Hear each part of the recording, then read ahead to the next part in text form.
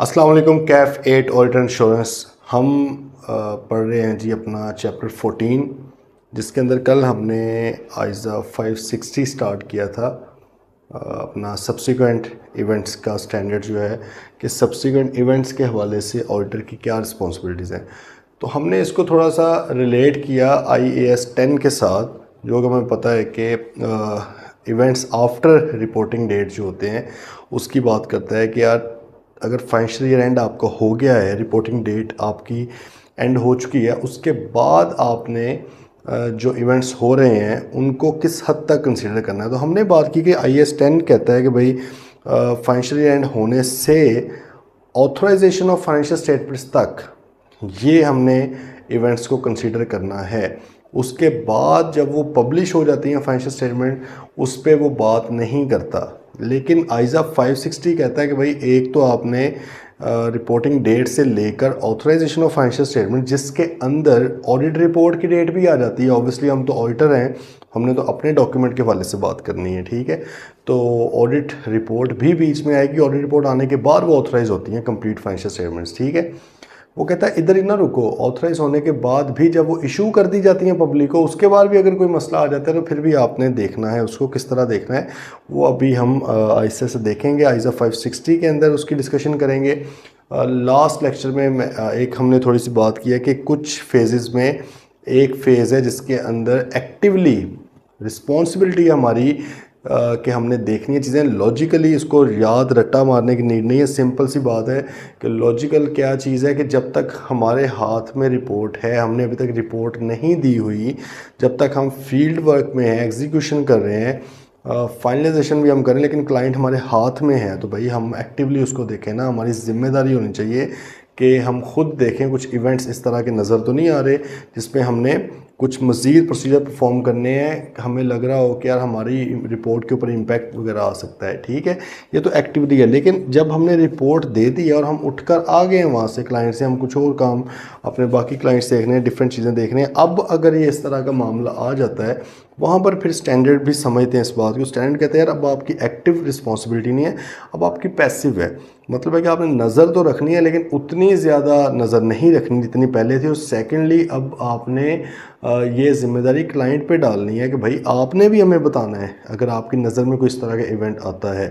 इसलिए जब हम आइज़ा 580 पढ़ेंगे उसमें भी हम रिप्रेजेंटेशन लेते हैं क्लाइंट से कि अभी तक के तमाम इवेंट्स भी आपने डिस्क्लोज़ कर दिए हैं, हमें बता दिए हैं, और एज़ पर AFRF आपने उनकी जो अकाउंटिंग होती है वो भी आपने कर ली है, और आप ये भी हमें रिप्रेजेंटेशन दे रहे हैं कि अगर बाद में भी आपके पास कोई इस तरह के इवेंट्स आएंगे तो आप हमें बताएंगे, ठीक है।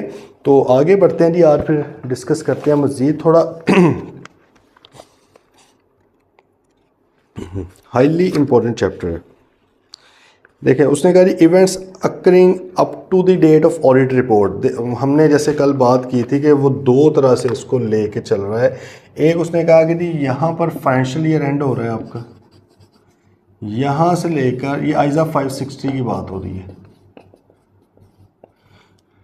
IAS 10 जो अकाउंटिंग स्टैंडर्ड होते हैं वो सिंपल कहा ना, फाइनेंशियल एंड से लेकर ऑथराइजेशन ऑफ फाइनेंशियल स्टेटमेंट। लेकिन ये कहता है यार एक तो आप फाइनेंशियल एंड से लेकर ऑडिट रिपोर्ट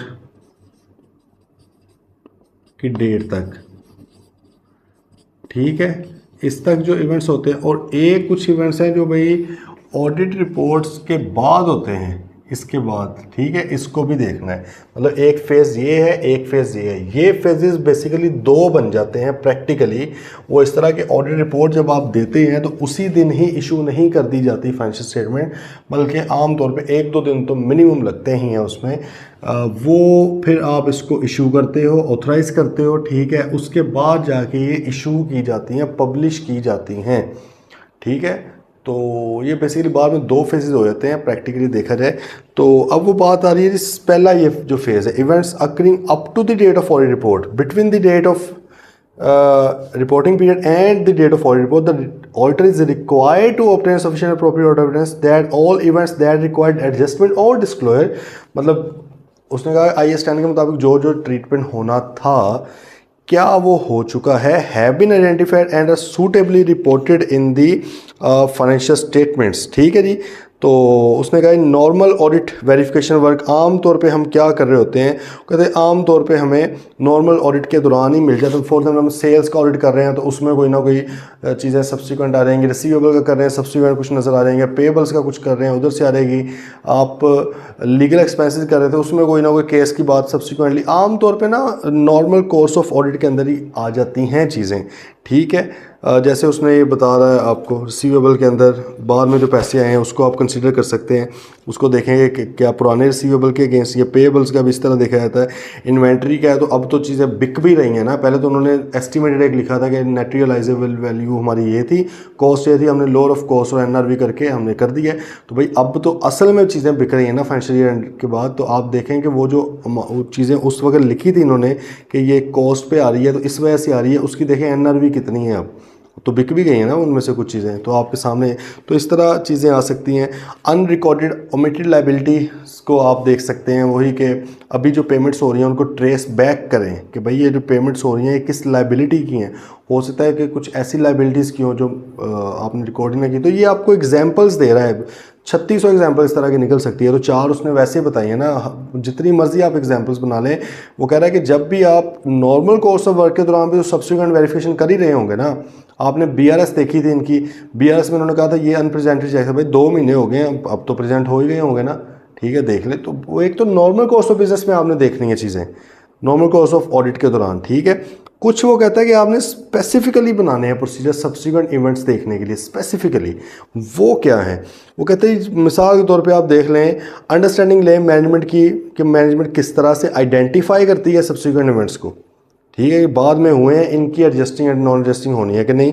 फिर वो कहते हैं इंक्वायर करें मैनेजमेंट से कि क्या कोई इवेंट हुआ भी है जो फाइनेंशियल स्टेटमेंट्स को अफेक्ट करता है।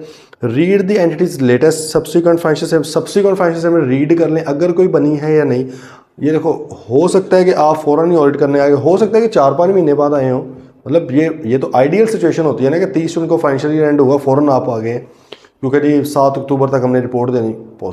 प्रैक्टिकली चीज़ें डिफरेंट भी तो हो सकती है ना कि आपको बुलाया ही अक्टूबर में गया, सितंबर में गया, तो हो सकता है कि तब तक भी कोई सब्सिक्वेंट फाइनेंशियल स्टेटमेंट बन चुकी है, जैसे कि लिस्टेड कंपनी के केस में होती हैं। आपको पता है ना क्वार्टरली फाइनेंशियल स्टेटमेंट भी बनानी होती है, वो उसने इसलिए लिख दिया है बस। उसने कहा कि अगर कोई सब्सिक्वेंट फाइनेंशियल स्टेटमेंट भी बनी है या कोई मंथली फाइनेंशियल स्टेटमेंट इनकी बनती हैं तो उनको भी आप देख सकते हैं, उनको भी कंसिडर कर सकते हैं कि उसमें जो चीज़ें आ रही हैं क्या उनमें से किसी चीज़ का इम्पैक्ट या अफेक्ट आपके जो एनुअल फाइनेंशियल स्टेटमेंट उसके ऊपर तो नहीं है। मिनट्स ऑफ मीटिंग्स देखें, बोर्ड की देखें, उसमें तो नहीं कि इस तरह की चीज़ डिस्कस हुई कि यार फ़लाँ केस खुला हुआ है हमारे ऊपर, उसका क्या फ़ैसला आएगा, फ़लाँ जो है हमारी बिल्डिंग बिकने वाली है या कोई सब्सिडरी ख़रीदनी है हमने, बेचनी है, जिसकी बार पहले से चल रही थी लेकिन किसी को नहीं पता था। ठीक है, तो आप इस तरह की चीज़ें देख सकते हैं। रिटर्न रिप्रेजेंटेशन उनसे भाई ले लें। एडिशनल ऑडिट प्रोसीजर्स अगर ऊपर वाले आप ना परफॉर्म कर सकते, मतलब इंक्वायरी की कोई पता नहीं चल रहा, मैनेजमेंट से पूछ रहे हैं कुछ पता नहीं चल रहा, ठीक है, कोई मिनट्स ऑफ मीटिंग्स वगैरह से आइडिया नहीं, तो वो कहता है अबव प्रोसीजर अगर नहीं हो रहा तो फिर आप मज़ीद कर सकते हैं। रिव्यू और टेस्टिंग ऑफ अकाउंटिंग रिकॉर्ड, वो जो डेट है आपकी ये वाला टाइम पीरियड, इसके दरमियान वाली भी कुछ अकाउंटिंग एंट्रियाँ आप देख लें। ठीक है, where no subsequent interim and minutes are prepared, inspect available books and records. कहता है अगर कोई मीटिंग शीटिंग्स आपको नहीं मिल रही, कोई मिनट्स नहीं मिल रहे मीटिंग्स के, कोई फाइनेंशियल स्टेटमेंट नहीं बनी बाद में, ठीक है, मतलब रिक्वायर्ड ही नहीं थी, तो भाई आप उनके बुक्स ऑफ अकाउंट्स देखें, खुद ज़रा देख लें चीज़ें, बैंक स्टेटमेंट वगैरह देखें। Read entities latest available, budget देखें, कैश फ्लोज उनके देखें आप। ठीक है, उधर से कुछ आइडिया आपको हो सकता है शायद।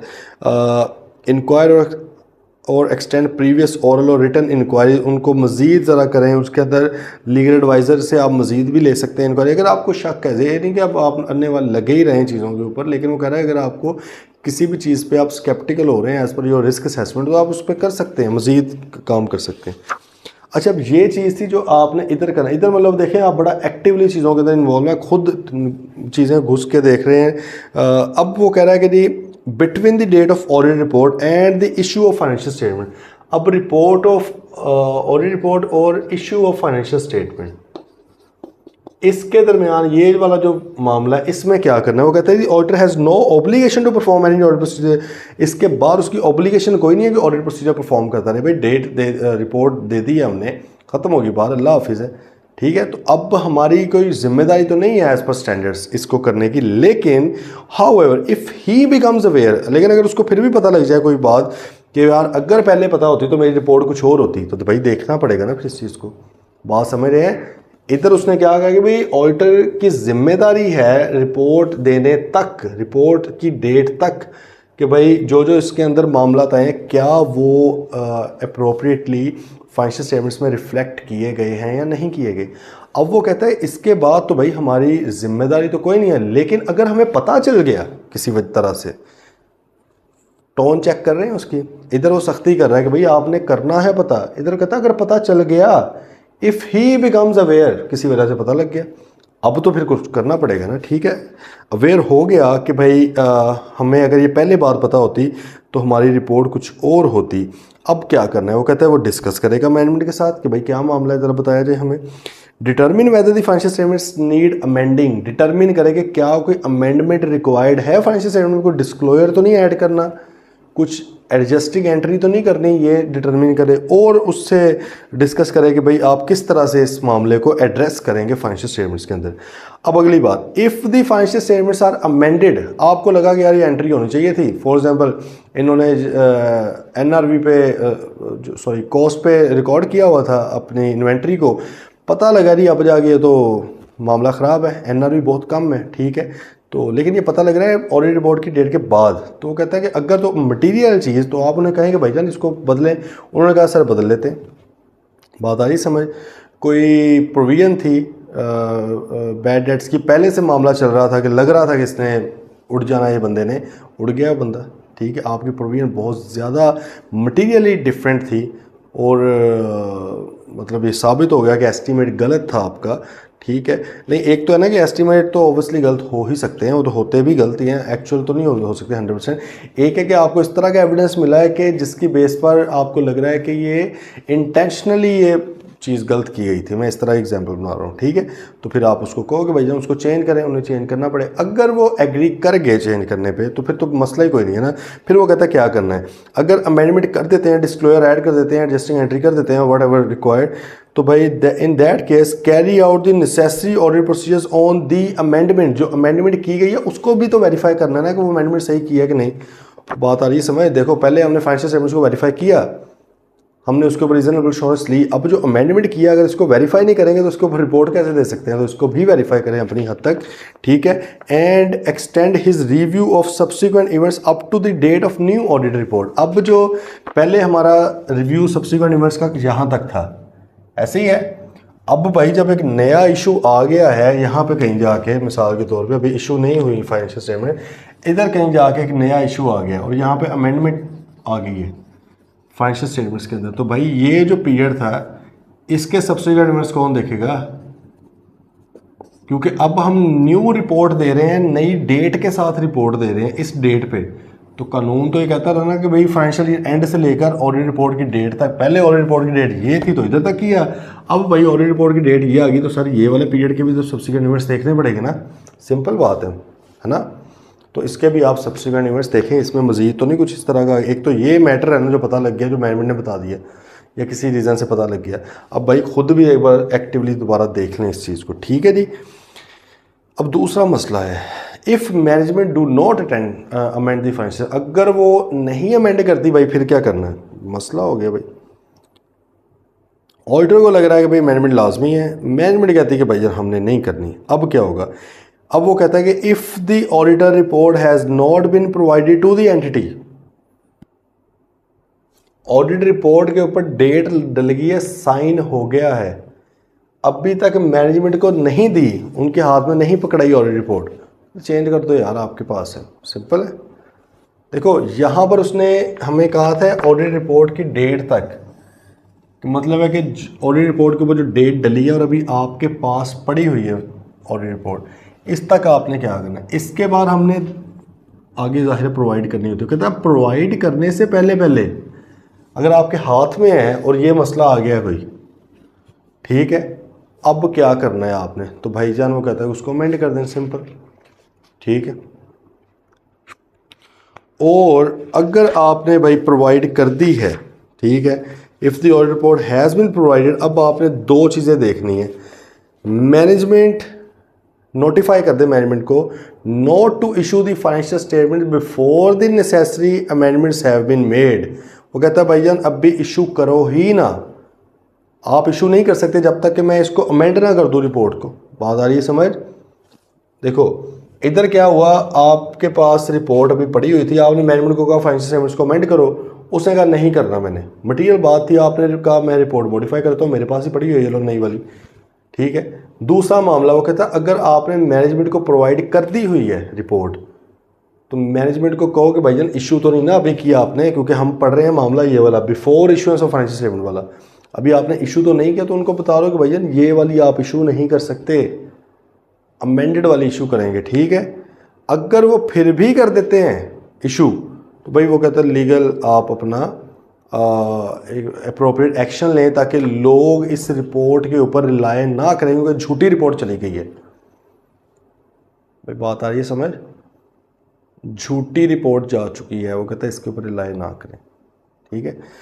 अब अगला मामला है कि वो कहते हैं अगर रिपोर्ट जा चुकी हो, अभी गई नहीं थी ना, अब इससे अगला मामला आ गया इशू ऑफ फाइनेंशियल। इधर अगर आपको कोई सब्सिक्वेंट इवेंट पता लग गया है जो कि आपको लगता है कि यार पहले पता होता तो मामला कुछ और होता, अब आपको इस जगह पे पता चल गया जबकि फाइनेंशियल स्टेटमेंट इशू होकर लोगों तक पहुंच चुकी है, उसके साथ ऑडिट रिपोर्ट भी जा चुकी है, अब क्या करना है? कहता है जी the auditor has no obligation, इसमें भी ऑब्लिगेशन नहीं है, लेकिन अगर पता लग गया किसी वजह से तो फिर भाई मैनेजमेंट के साथ डिस्कस करेंगे, फाइनेंशियल स्टेटमेंट अमेंड करने का कहेंगे, देखेंगे किस तरह करते हैं। अगर फाइनेंशियल स्टेटमेंट अमेंड कर दी जाती है तो फिर क्या होगा जी, हम उस अमेंडमेंट के ऊपर ऑडिट प्रोसीजर परफॉर्म करेंगे, ठीक है। Review the steps taken by management to inform anyone who received the original financial statement and audit report. ये रिव्यू करेंगे कि मैनेजमेंट ने क्या क्या स्टेप्स लिए हैं कि भाईजान ये वाला जो मैटर है उन तमाम लोगों तक, उन तमाम यूजर्स तक, उन तमाम पब्लिक तक, अगर पब्लिक करते हैं, पब्लिक लिमिटेड कंपनी है, ये मैटर पहुंच चुका है जनता के, क्योंकि ये इशू हो चुकी है ना, तो अब उनको बताना भी तो है ना कि भाईजान ये मैनेजमेंट आई है, क्या स्टेप्स लिए हैं मैनेजमेंट ने इस हवाले से, उसको रिव्यू करेंगे। Extend his review to subsequent events का रिव्यू एक्सटेंड कर दे यहाँ तक। पहले देखो अगेन बात सर वही आ गई है, फिर न्यू ऑडिट रिपोर्ट आई है, न्यू डेट डली है, ये वाली चीज़ आगे उठ के चली गई है, तो सब्सिक्वेंट इवेंट्स भी आपको यहाँ से लेकर अब यहाँ तक करने थे, इधर तक किए हुए हैं, ये वाला हिसाब आप कवर कर लें, ठीक है, ये वाला हिसाब कवर कर लें आप, सिंपल, ठीक है। Issue a new audit report, अब ऑडिट रिपोर्ट न्यू आएगी, containing N emphasis of matter paragraph और अदर मैटर पैराग्राफ, ये हम आगे पढ़ लेंगे आइजा 706 के अंदर क्या होता है, मैं थोड़ा बता देता हूँ आपको। ये ना दोनों पैराग्राफ्स जो हैं ये ऑडिटर की डिस्क्रिशन पे है, ऑडिटर की मर्ज़ी पे है, लेकिन ऑब्वियसली ऑडिटर रिक्वायर्ड भी हैं कुछ सर्टन टाइप के पैराग्राफ। वो क्या हैं?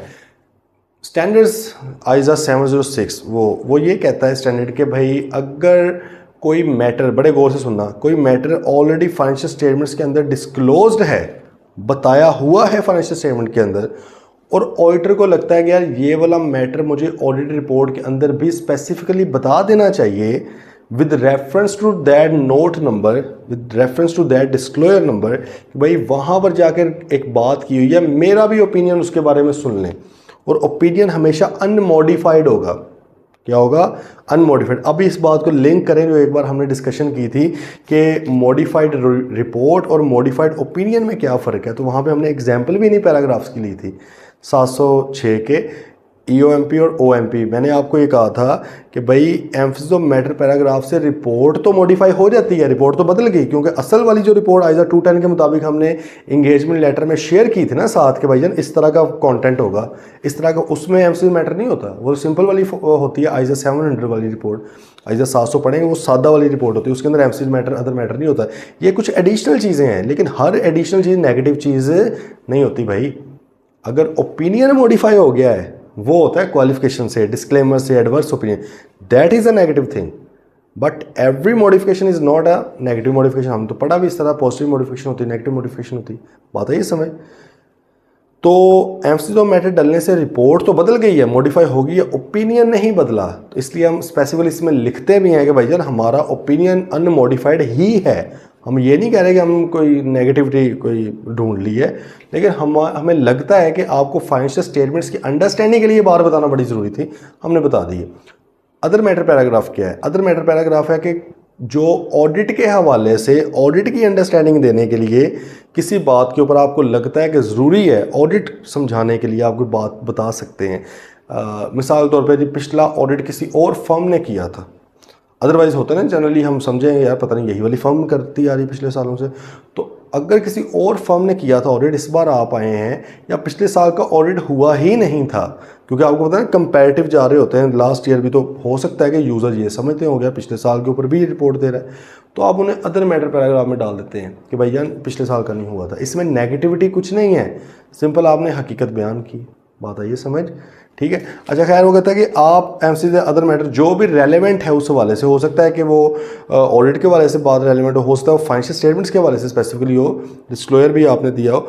फिर वो कहता है कि जी आप ये कर सकते हैं, this should refer to a note in the revised financial statement that explains in more detail the reason for reissue. उसमें रिवाइज फाइनेंशियल स्टेटमेंट के अंदर एक नोट भी डालना है फिर आपने मतलब क्लाइंट ने कि भाईजान ये पहले ये चीज़ थी, अब ये रिवीजन हुई है, ये नई वाली अमेंडेड फाइनेंशियल स्टेटमेंट, तो भाई ऑडिट रिपोर्ट के अंदर भी बताएं ना आप कि सर जी वो नोट पढ़ लें ज़रा जाके, उसके अंदर ये चीज़ें थी और अमेंडमेंट होनी थी, उन्होंने कर भी दी, अच्छी बात है। ठीक है सर, एग्जाम्पल ज़रा उसकी देखें। वो कहता है you are the auditor in charge of the audit of Hindsight which has a 30 June year end the subsequent events review for year end 30 June year 5 revealed that on 1 August year 5 a receiver was appointed at a major customer. Receiver आपको पता है कि liquidator को कहते हैं, आप कह लें ऑफिशियल असाइनी को कहते हैं, ऑफिशियल रिसीवर को कहते हैं, मतलब वो बैंकरप्ट हो गया बेसिकली कस्टमर आपका, अब वहाँ पर एक अदालत ने रिसीवर अपॉइंट कर दिया। At 30 June that customer owed 200,000, 2 lakh रुपया भाई उसने देना था, and goods costing 300,000 made to that customer specification were held in inventory. उस बंदे के नाम पर चीज़ें जो बनाई गई हैं, कस्टमाइज़ की गई हैं, उसकी नीड के मुताबिक 3 लाख की इन्वेंट्री में पड़ी हुई हैं चीज़ें जो सिर्फ वो खरीद सकता है, और 2 लाख रुपए वैसे आपने उससे लेना था। Both these amounts are material, और दोनों मटीरियल भी हैं। वो कहते हैं list the matters which you would direct your attention in respect of the above in relation to the audit for the year ended if the audit report on the financial statement has not yet been written. अभी तक audit report नहीं बनी, ये वाला period चल रहा है। वो कहता है भाई क्या क्या आप इसके ऊपर प्रोसीजर्स परफॉर्म करेंगे। तो भाई सबसे पहले तो जाहिर है आपके सामने सिचुएशन क्या है कि भाई 2 लाख रुपया उसने देना था, रिसीवेबल था, ये भी मटेरियल अमाउंट है, उसने बता दिया है। वो कहता है मटेरियलिटी की टेंशन लो, ये मटेरियल है, ठीक है, आप अपना बस प्रोसीजर बताओ। और सेकंड है कि 3 लाख रुपए की चीज़ें हमने उस बंदे के हवाले से बनाई हुई हैं जो सिर्फ उसको चाहिए थी। अब वो बंदा हो गया बैंकरप्ट, रिसीवर असाइन हो गया वहाँ पे जाके, सही है, ऑफिशियल लिक्विडेटर ऑफिशियल असाइनी लग गया वहाँ पे। अब क्या आपने प्रोसीजर परफॉर्म करना है? तो सिंपल है भाई, हम प्रोसीजर परफॉर्म पहले तो कर लेंगे कि देखेंगे इस पे मैनेजमेंट से इंक्वायरी करेंगे, डायरेक्टर से डिस्कस करेंगे कि उनका क्या पॉइंट ऑफ व्यू है इस चीज़ के ऊपर कि इसको राइट ऑफ करना चाहिए। अब जाहिर है पता लग गया ना कि बंदा उड़ गया है, डिफ़ॉल्ट कर गया है, तो अब इसको तो फिर आपको पता है कि राइट ऑफ कर देना चाहिए हमें, ठीक है। और बाकी जो इन्वेंट्री पड़ी हुई थी, इन्वेंट्री तो नहीं अब बिकने वाली किसी और को, तो वो देखेंगे क्या वो इन्वेंट्री लोअर ऑफ कॉस्ट और एनआरवी पे है। ऑब्वियसली उन्होंने कॉस्ट पे ही रखी होगी, अभी उनको तो नहीं पता रहा कि ये हाल हो जाना है। अब उसको कहें उसकी एनआरवी टेस्टिंग करें आप, ठीक है, उसको आप लेकर जाएँ एनआरवी के ऊपर, सही है। और जो एंट्रीज़ वगैरह बनती हैं वो देखें कि क्या डायरेक्टर्स ने की हैं एंट्रीज़, वो या मैनेजमेंट ने वो एंट्रीज़ की हैं तो फाइनेंशियल स्टेटमेंट को रिवाइज़ करने की ज़रूरत नहीं है ना, क्योंकि अभी तो गई ही नहीं है फाइनेंशियल स्टेटमेंट, इस टाइम पीरियड के अंदर है। सिंपल आप उसके ऊपर रिपोर्ट दे सकते हैं, ठीक है भाई। ओके सर,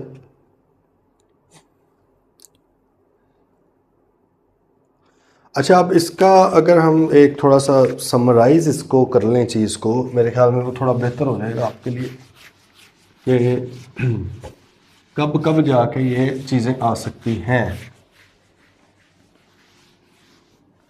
भाई ये देखें ज़रा, उसने कहा कि एक तो है फाइनेंशियल ईयर एंड,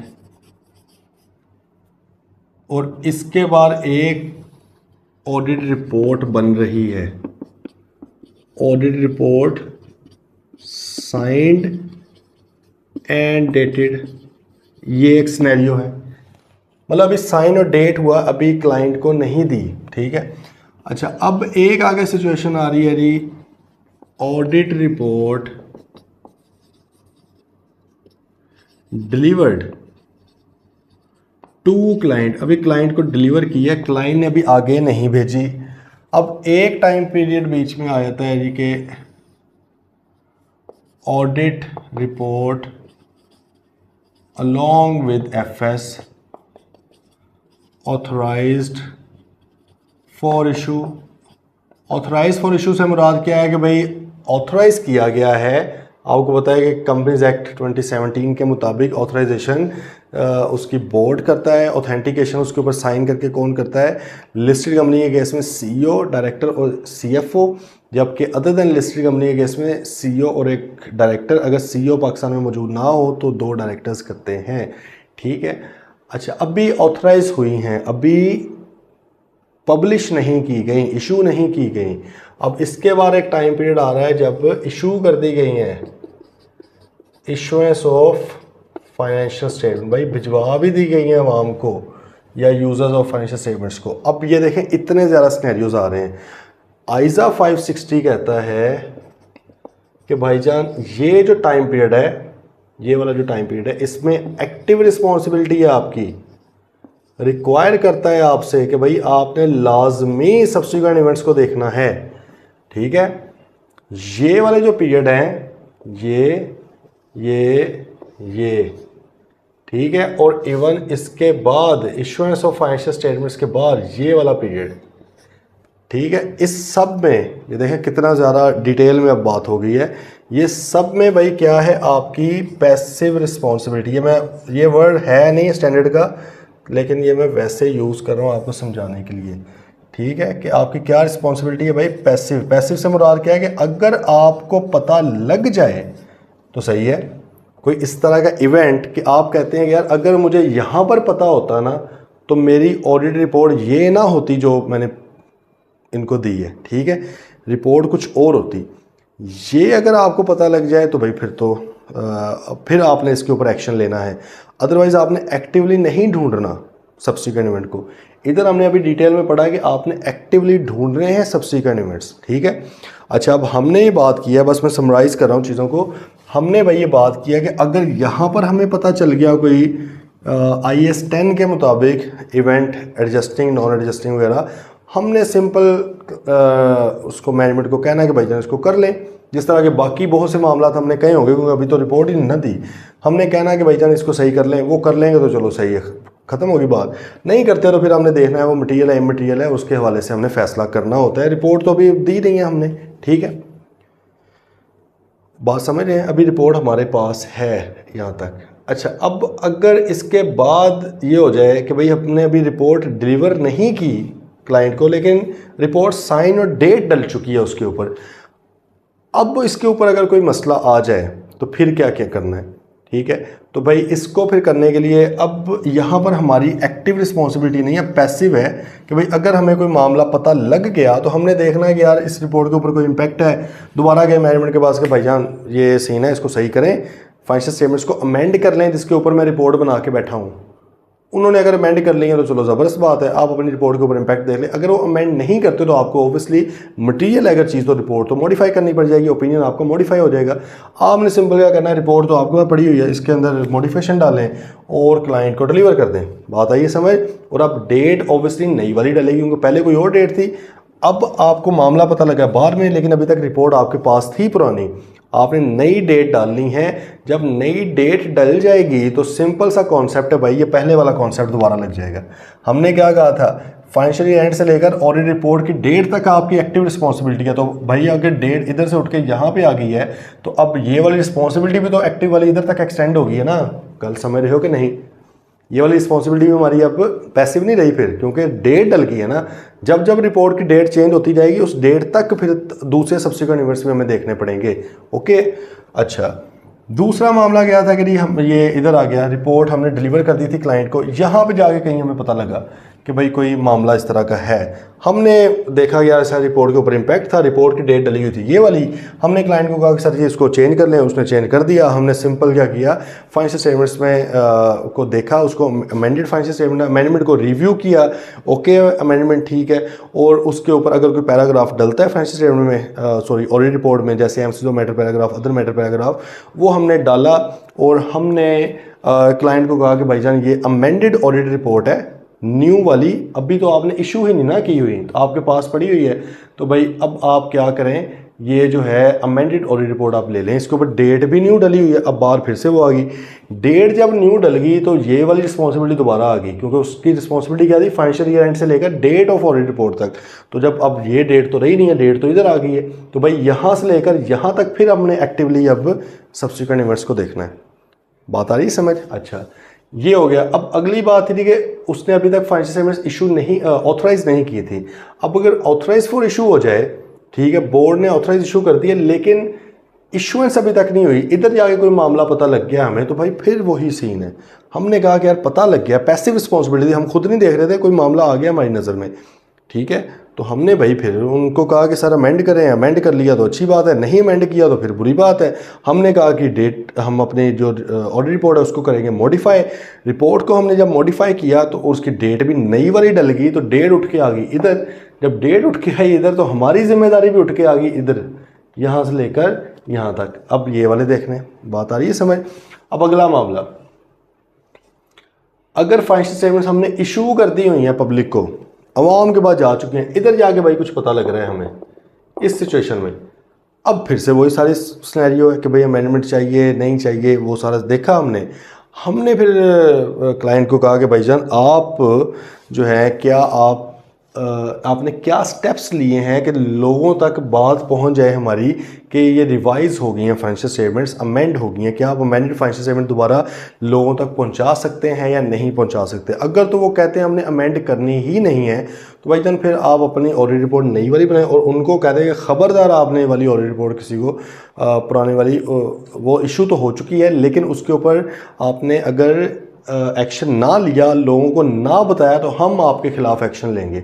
आपने क्या एक्शन लेना है और बतौर ऑडिटर वो आपका लीगल एडवाइज़र बता देगा कि आप किस तरह से इस चीज़ को इंश्योर कर सकते हैं कि लोग पुरानी ऑडिट रिपोर्ट के ऊपर यकीन ना करें, न्यू वाली के ऊपर करें, ठीक है। तो ये एक मामला हो जाएगा। अच्छा, अब इन सारे मामलात में जब भी न्यू ऑडिट रिपोर्ट आप इशू कर रहे होंगे तो ऑब्वियसली उसमें एक कन्फ्यूजन हो सकती है ना उनके माइंड में, यूज़र्स के माइंड में कि यार पहले भी तो एक ऑडिट रिपोर्ट आई थी, अब ये न्यू आ रही है, अब इसका क्या किया जाए। तो भाई उसके लिए स्टैंडर्ड्स ये कहते हैं कि आप एक्सप्लेन कर दें। वैसे तो फाइनेंशियल स्टेटमेंट्स के अंदर भी एक्सप्लेन किया जाता है कि रिवाइज फाइनेंशियल स्टेटमेंट्स हैं, ये क्यों रिवाइज की गई हैं, उसकी रीज़न क्या है। आप अपने ऑडिट रिपोर्ट के अंदर उस रीज़न का, उस नोट का, उस डिस्क्लोजर का रेफरेंस देते हैं कि भाईजान ये रेफरेंस आप ज़रा देख लें, इस वजह से रिवाइज की गई हैं, ठीक है। लेकिन आपने रिपोर्ट के अंदर भी बता देना है कि भाई क्या सीन हुआ है ये वाला, ठीक है। चलें जी, मेरे ख्याल में इसकी समझ आ गई होगी। अच्छा, अब आगे नोट आपको दिया हुआ है, इस नोट को वैसे कराएं फारिग, ठीक है। ये जो है रिस्ट्रिक्शन वगैरह वाली ये अहम नहीं है बात, इसको छोड़ें, बस ये आप इधर तक की देख लें चीज़ को। डुअल डेटिंग की एग्जांपल देख लें। डुअल डेटिंग से मुराद क्या है कि अब अगली डेट डलेगी ना, एक पहले आप कहेंगे भाईजान वैसे हमारी जो फाइनेंशियल स्टेटमेंट्स के ऊपर ऑडिट था वो उस डेट की ऑडिट रिपोर्ट थी, ठीक है। ये जो अमेंडमेंट के ऊपर हमने नए प्रोसीजर परफॉर्म किए ना, उसकी डेट ये है, सही है, क्योंकि आपने जो न्यू प्रोसीजर परफॉर्म करने हैं वो आपने सिर्फ अमेंडमेंट की हद तक परफॉर्म करने हैं, ठीक है। ये जैसे देखे उसने कहा August 1421 except as to note 37.1 which is of September 6/21। जब आप ऑडिट रिपोर्ट बना रहे होंगे, आपने देखी हुई ना ऑडिट रिपोर्ट, दोबारा देख लें, एंड पे आके आप डेट डालते हैं। फॉर एग्जांपल आपने कोई भी डेट डाल दी, वो कहता है आप इस तरह डेट लिखेंगे कि यार डेट है हमारी अगस्त 1421, हम इस डेट की ऑडिट रिपोर्ट दे रहे हैं except for that specific note. उस स्पेसिफिक नोट के ऊपर हमारी कोई बाद वाली डेट है, जाहिर है कि उसके ऊपर हमने बाद में प्रोसीजर्स परफॉर्म किए हैं, ठीक है जी। किसी तरह का कोई भी क्वेश्चन हो तो प्लीज़ आपने पूछ लेना। आइज़ा 560 हमारा एंड हो चुका है। कल हम आइज़ा 580 डिस्कस चलो कर लेंगे। या मेरे ख्याल में 570 कर लेना चाहिए। 570 इन्होंने वैसे आगे करके रखा है, लेकिन मैं वो पहले करवा देता होता हूँ क्योंकि वो भी ज़रूरी है पहले समझना गोइंग कंसर्न। चलो कल देखते हैं, फिर मिलते हैं इंशाल्लाह। टिल देन टेक केयर, अल्लाह हाफिज़।